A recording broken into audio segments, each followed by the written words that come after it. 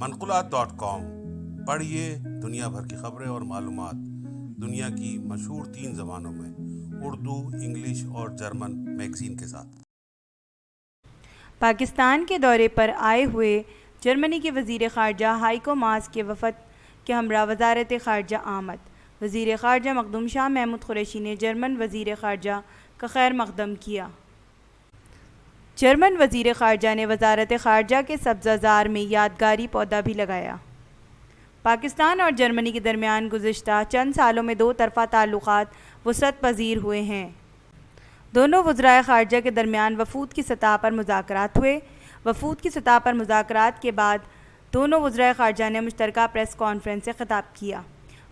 وزیر خارجہ شاہ محمود قریشی نے مشترکہ پریس کانفرنس سے خطاب کرتے ہوئے کہا کہ میں جرمن وزیر خارجہ ہائیکو ماس کو وزارت خارجہ آمد پر خوش آمدید کہتا ہوں۔ یہ میری جرمن ہم منصب کے ساتھ تیسری ملاقات ہے۔ ہر ملاقات کے بعد ہمارے 2 طرفہ تعلقات مزید مستحکم ہوئے ہیں۔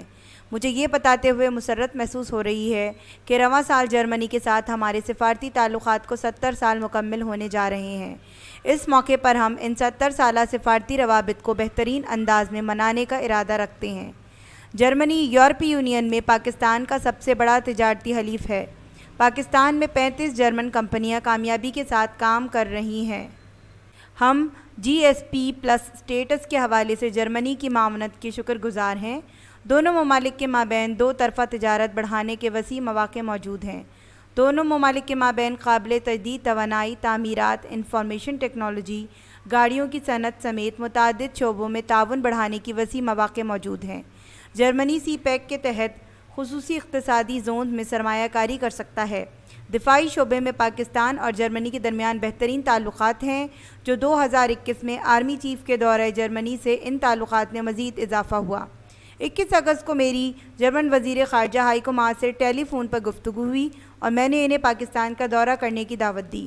میں شکر گزار ہوں کہ جرمن وزیر خارجہ میری دعوت پر پاکستان تشریف لائے۔ 2 طرفہ تعلقات کو مزید مستحکم بنانے کے لیے ویزے کے اجراء میں سہولت معاونت کا باعث ہو سکتی ہے۔ پاکستان کے حوالے سے ٹریول ایڈوائزری میں بہتری پر جرمن حکومت کے شکر گزار ہیں اور مزید درجہ بندی میں بہتری کے لیے پر امید ہیں۔ ہم جلد میونخ میں قونصل خانہ کھولنے جا رہے ہیں۔ ہم نے افغانستان کی صورتحال پر تفصیلی تبادلہ خیال کیا۔ میں نے انہیں کہا کہ وہ بذات خود حالات کا جائزہ لیں کہ کیا چیلنجز درپیش ہیں اور دیکھیں کہ کیا مواقع میسر ہیں اور افغانستان کو تنہا چھوڑنے کے کیا نقصانات ہو سکتے ہیں۔ افغانستان کی تاریخ میں یہ ایک نازک موڑ ہے۔ عالمی برادری کو افغانستان کی معاشی معاونت کے لیے آگے بڑھنے کی ضرورت ہے۔ ماضی کی غلطیوں سے سبق سیکھتے ہوئے افغانوں کو تنہا نہ چھوڑا جائے۔ افغانستان میں عدم استحکام کسی کے مفاد میں نہیں۔ جرمنی ایک اہم ملک ہے جس کی رائے اہمیت کی حامل ہے۔ ہم جرمنی کے ساتھ 2 طرفہ تعلقات کو مزید مستحکم بنانے کے لیے مشترکہ کاوشیں جاری رکھنے کے لیے پرعزم ہیں۔ ہمارے پروگرام سوشل میڈیا پہ منقولات کے نام سے آپ دیکھ سکتے ہیں۔